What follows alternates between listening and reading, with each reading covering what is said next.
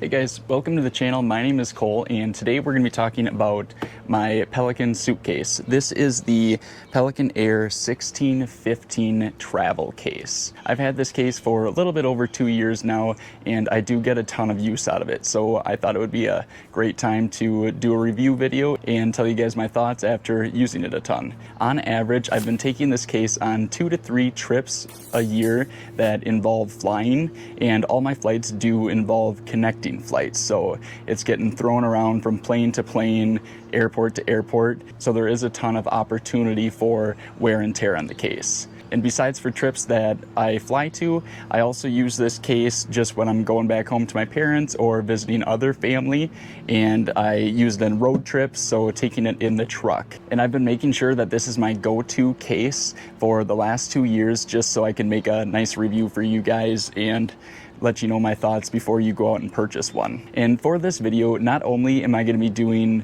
a review, but I also packed this case as if I'm going to Florida or Hawaii, some tropical place that I can be doing some snorkeling, spear fishing, and some regular fishing as well. So I've got 5 days worth of clothes and other necessities, and then I've got some fun stuff as well. So let's dive into the case. To start off, I really want to talk about the durability. And you'll notice as I show you different parts of the case that there are parts of the plastic that are gouged, they're peeling up, maybe a little chunk is missing, which it is just the outside, and it's not hurting anything that I've got in the inside. That's still protected. The case is still waterproof, so it doesn't look as good aesthetically, but it's still holding up great. But for 2 years of use, I don't think it's too terrible.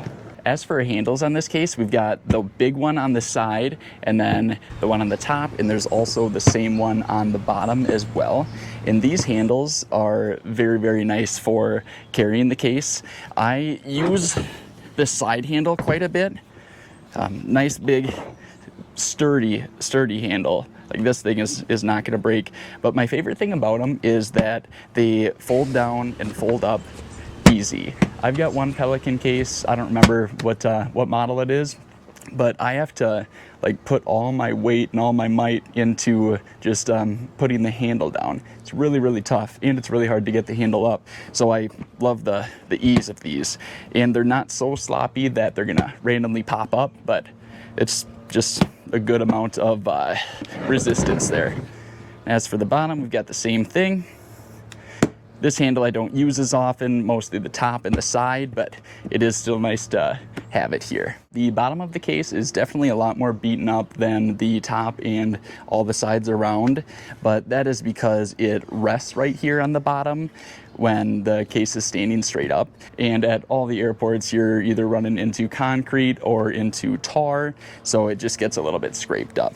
But once again, not anything terrible. And I do wonder if once this bottom part of the case, as it's already getting worn down, once that gets worn down even more, is it going to end up getting into this latch and affecting how that opens and closes? You can actually see there is already a scuff on the top of this latch. So that's something to watch out for. I will keep an eye on that over the next few years and definitely let you guys know. The hinges do appear to be in perfectly fine condition. I do set the case on its side like this if I'm carrying it from the other side, but not quite as often as straight up and down. As for the latches, no problems with them at all. They are just the push and pull latches. They work very, very well. No issues with those so far. And with this Pelican case, you do have the option to lock it. There is a lock here on the side and then here on the side, so just 2 areas, but they are TSA locks, so you don't have to worry about them busting your latch to get in if they need to. They would already have the key. But if you're transporting firearms, you would still have to get a lock at this spot and this spot, as they want you to be locking everything possible in your case for safety, of course. We'll jump to the bottom of the case, and we're going to talk about the wheels. With this case, we've only got 2 wheels, which that's a pretty big concern for a lot of people before they get this case. they're used to the four-wheeled cases that glide nicely through the airport, and they're unsure if they can switch to a 2. And I'll say that I've had absolutely no issues with these wheels at all. It's definitely not as convenient as the 4, but it works just perfectly fine. Somebody commented in one of the last videos about this case, and they were upset that it didn't have the 4 wheels, but they told me on a recent trip that all 4 of their wheels actually got busted right off. So I don't think it's that bad to have these 2, especially because they're very, very rigid.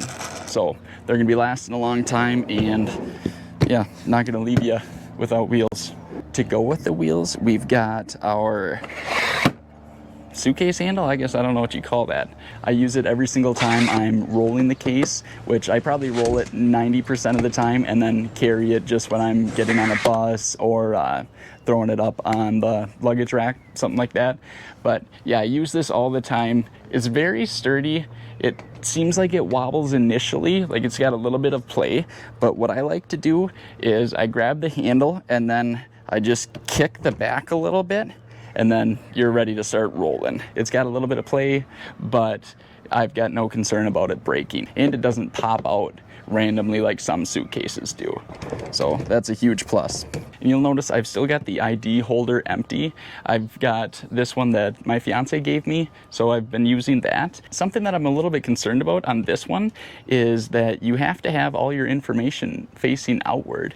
Like this has a little cover so people aren't able to see it right away, but this would have to be facing out for everybody to see, because the only way to turn the card around and check it out would be after you open it and slide it out. So that's something that I thought was a little bit odd, and I don't really want everybody to have my phone number or my address. Another thing that's really handy about this case is that it's completely waterproof. It's IP67 certified, so I believe that means that it can be underwater a meter for up to 30 minutes. So I doubt you're gonna be tossing your suitcase underwater, but when it's raining at the airport, or for me personally, I often have so much stuff in my truck that I can't shut the tonneau cover. So this is out in the elements, and I also will strap it up to my roof rack. So it's getting rained on all the time, sometimes snowed, but everything's always dry and in the same condition as when I put it in. To go with putting this case on the roof rack, another feature that I really like about this case is it's got these ribs, if that's what you'd call them, where a strap would go and it holds it in place. So I just go a strap here, cinch it down, and it doesn't budge. And I don't have to worry about cranking the ratchet straps too hard because this case is super tough. One thing that I should mention is that I'm not affiliated with Pelican whatsoever. So if you guys want to go out and buy 1,000,000 of these cases, that's great. If you don't, that's okay too. So I'm not trying to pressure you guys into buying this. This is just an honest review and my experience with it. But I think that does cover the outside. So now we're gonna hop on the inside. I'll show you what I've got packed for my 5-day trip and how everything is organized. We've got our 5 latches. Remember, 2 of them can be locked if you choose to. And I'm sure you guys noticed right away that the case is very full, but only about 1/3 of it is the stuff that a normal person would take on their vacation, meaning clothes, toiletries, that kind of stuff. And the other 2/3 is my snorkeling stuff, spearfishing, and fishing stuff. I'm gonna take everything out and just show you guys what I would be packing on a spearfishing fishing trip and what it would look like if you weren't bringing all this extra junk, meaning 5 days worth of clothes and toiletries, the normal stuff. But let's get to it. So I've got part of my fins. These are the boots for the fins, which these take up a ton of room, and they're also about 2 pounds a piece just for this boot. This is my dive belt. I don't keep my dive weights inside the suitcase just because they flag right away. They don't really know what they are in the airport, so I normally have them in my personal item because that way I can explain what they are. And they also add a ton of weight because I have about 10 pounds of dive weights. Got my goggles, and this is actually a blowgun, and I've got the darts in here that I'll show you guys shortly, but It's just a blowgun that goes together like this, and I bring that with to hunt iguanas in Florida. Here's my travel spear gun and the reel, saltwater tackle, and that's it for my recreational gear inside this main compartment. And the rest is actually up here. And I didn't think that I would end up using these compartments up top, but I actually use them all the time. It's really handy to keep things organized and keep them protected. Like this fishing reel, they can definitely be expensive. So I like keeping it up here, away from everything else, and I just make sure when I do close the lid that it's not hitting anything hard that could bend my bail or wreck the reel. So I keep that in here. And this is just miscellaneous stuff, just some leader line, and then the handle for the reel. We've got 2 parts of the blowgun and a pliers. And now we'll open up the zippers. And these are really handy just to get them away from the main compartment. Just helps keep everything organized, and that way I know where everything is right away. We've just got our snorkel, dive knife. That's it for this middle pocket. Then we've got this big pocket here. This is another knife, a fillet knife.